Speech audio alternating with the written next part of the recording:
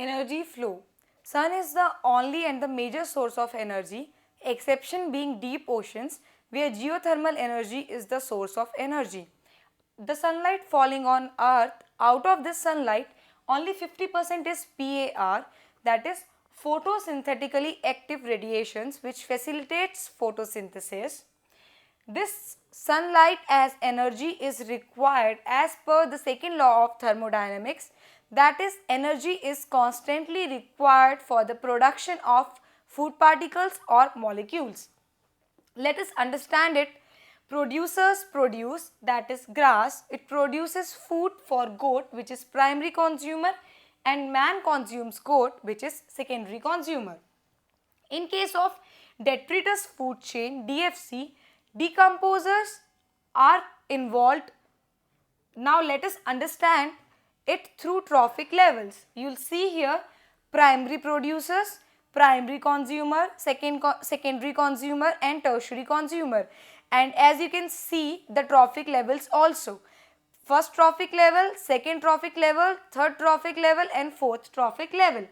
The various interconnections of food chains lead to the formation of food web.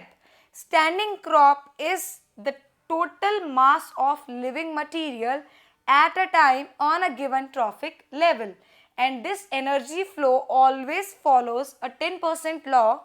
This 10% law states that from the lower trophic level only 10% of energy is transferred to the successive trophic level. You can understand it through this diagram. You can see here that if we say 100% energy is present at first trophic level, 90% will be retained there and only 10% will be formed onto the successive or passed on to the successive trophic level. Ecological pyramids. Ecological pyramids are made to study the total biomass and energy content of all organisms at a given trophic level. To calculate this total biomass plus energy content, we need to consider all the organisms present at a trophic level.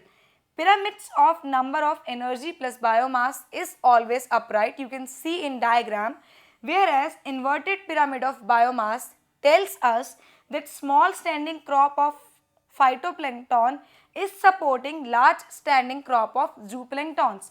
Ecological pyramids are made so that energy content can be studied, and ecological pyramids of energy are always upright in position.